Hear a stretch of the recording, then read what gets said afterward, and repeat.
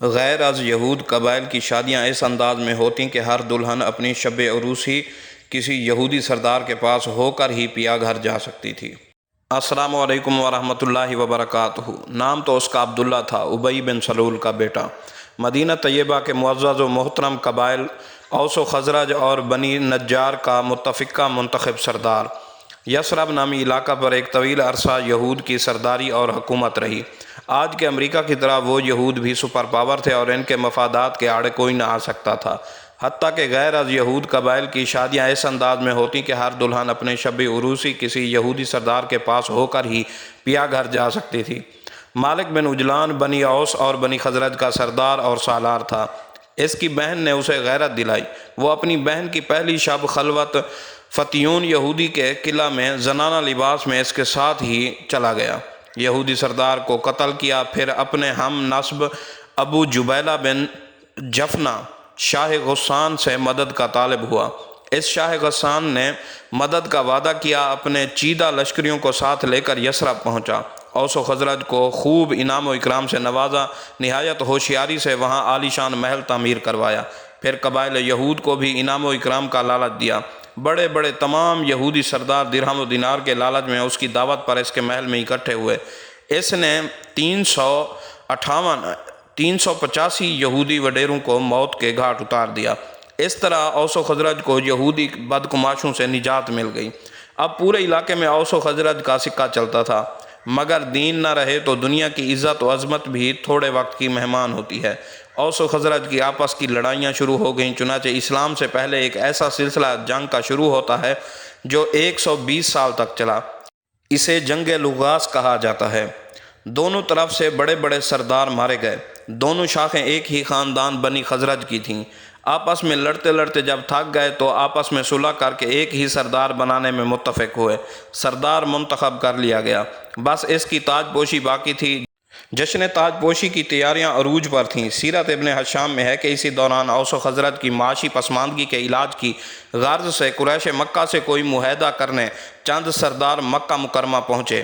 یہ حج کا موقع اور نبوت کا 11واں سال تھا۔ قریش مکہ سے معاشی معاہدہ تو نہ ہو سکا، مگر اسعد بن زرہ اور عوف بن حارث رضی اللہ عنہم سمیت 7 خوش نصیبوں کو مینا کی ایک گھاٹی میں آفتاب نبوت کی عالم تاب کرنوں سے حظ وافر نصیب ہو گیا۔ انہوں نے کلمہ اسلام کو خوش دلی سے قبول کیا اور آئندہ سال حج ہی کے موقع پر اپنے ساتھ مزید ساتھی لائے اور حسب وعدہ رحمت عالم صلی اللہ تعالیٰ علیہ وسلم سے قیام مینا کے دوران اسی دشوار گزار گھاٹی میں ملاقات کو حاضر ہوئے۔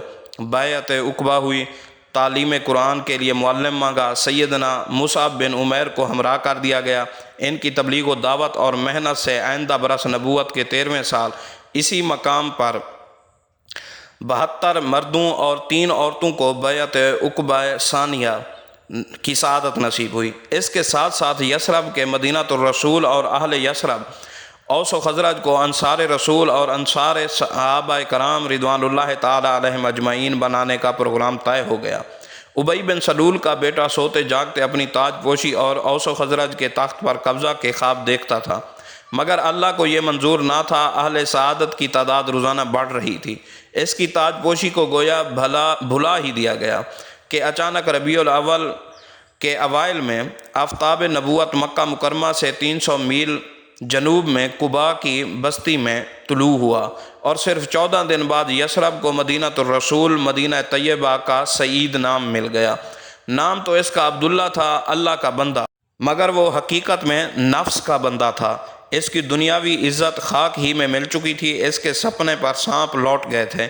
دکھانے کو تو اس نے بھی لا الہ الا اللہ محمد رسول اللہ پڑھ لیا تھا، مگر اصل عزت سے ناواقف تھا۔ اس نے اسلام اور اہل اسلام سے بدلہ لینے کی ٹھان لی۔ اب ساری زندگی اس نے رسول اکرم صلی اللہ تعالیٰ علیہ وسلم اور ان کے صحابہ کرام رضوان اللہ تعالیٰ علیہم اجمعین کے خلاف سازشیں کی۔ غزوہ احد کے موقع پر پورے تہائی لشکر اسلام کو ورغلا کر واپس لے جانے میں کامیاب ہوا۔ اس کے علاوہ مختلف مواقع پر اصحاب رسول کو سب و شتم کرتا، انہیں کمی بے وقوف کہتا اور طرح طرح کی گالیاں دیتا۔ ایک موقع پر اس کے بیٹے جو نہایت مخلص مومن تھا کو پتہ چلا کہ وہ تیغ بکف اس کا سر اڑانے کو آ گیا، مگر اس نے معافی مانگی اور رسول رحمت صلی اللہ تعالیٰ علیہ وسلم نے بھی صاحبزادے کو ایسا نہ کرنے کا حکم دیا۔ اس کا نام تو عبداللہ تھا مگر وہ نفس و شیطان کا بندہ رہا۔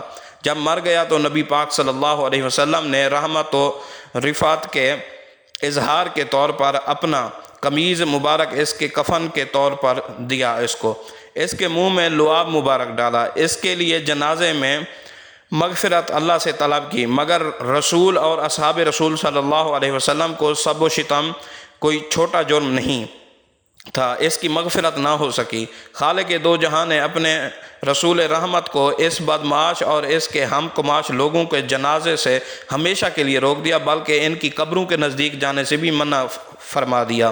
نام اس کا عبداللہ تھا مگر کام شیطان سے بھی بدتر تھے۔ ایک اور شخص بھی عبداللہ نام کا ہوا، المعروف بھی ابن سبا، اور یہ بھی بظاہر کلمہ گو مگر عملاً اسلام دشمن اور دشمن رسول و اصحاب رسول علیہ السلام تھا۔ اس نے یہودیوں نسل ہونے کے باوجود اپنے آپ کو مسلمان ظاہر کیا۔ یہ بد نہاد شخص بہت چلاک تھا، وہ بیک وقت یہود و مجوس اور نصارہ کا ایجنٹ تھا۔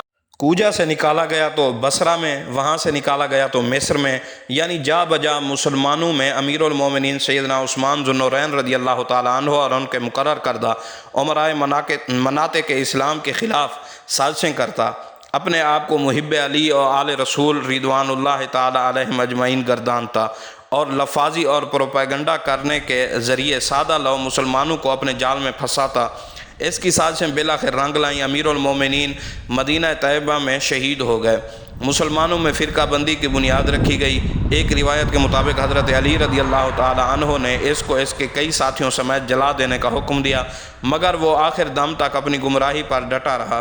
حضرت علی رضی اللہ عنہ کو اللہ قرار دیتا رہا۔ اس کا نام بھی عبداللہ تھا مگر وہ نفس و شیطان کا بندہ تھا۔ ان دونوں نفس و شیطان کے بندوں کی نسل خوب پھیلی۔ ان کا پہلا شکار حضرت عمر، پھر حضرت عثمان، پھر حضرت علی، اس کے بعد حضرات حسنین کریمین رضوان اللہ تعالیٰ علیہم اجمعین تھے۔ پڑھے لکھے لوگ، جدید تعلیم یافتہ لوگ کہتے ہیں کہ اسلام کو کافروں سے زیادہ نقصان مسلمانوں نے پہنچایا ہے، حالانکہ تعلیم یافتہ ہونے کے باوجود وہ تحقیق نہیں کرتے کہ وہ کون سے مسلمان ہیں جنہوں نے اسلام کو اور اہل اسلام کو کافروں سے زیادہ نقصان پہنچایا۔ اگر وہ ذرا غور کریں تو واضح ہو جائے گا کہ وہ مذکورہ بالا دونوں عبداللہ بن ابی اور عبداللہ بن سبا کی روحانی نسبتی اولادیں ہیں، جو کہلاتی تو مسلمان ہیں لیکن کہیں اہل مدینہ کے اصحاب رسول رضوان اللہ تعالیٰ علیہم اجمعین کے خلاف سب و شتم کر کے اپنی قبریں انگاروں سے بھرتے ہیں، کہیں حضرت علی اور حضرت امیر معاویہ رضی اللہ تعالیٰ عنہ کو بالمقابل لاتے ہیں، کہیں مومنوں کی ماں صدیقہ اور طاہرہ رضی اللہ عنہا کے مقابلے میں ان کے بیٹوں کو لا کھڑا کرتے ہیں، کبھی سرزمین عراق میں خاندان علی اور نبی پاک کو خاک و خون میں نہلاتے ہیں، پھر یہی ذریت عبد شیطان بنی امیہ اور بنی ہاشم کا نام دے کر اسلام کی قوت کو کمزور کرتی ہوئی ہمیں یہ دونوں شیطانوں کی اولادیں نظر آتی ہیں۔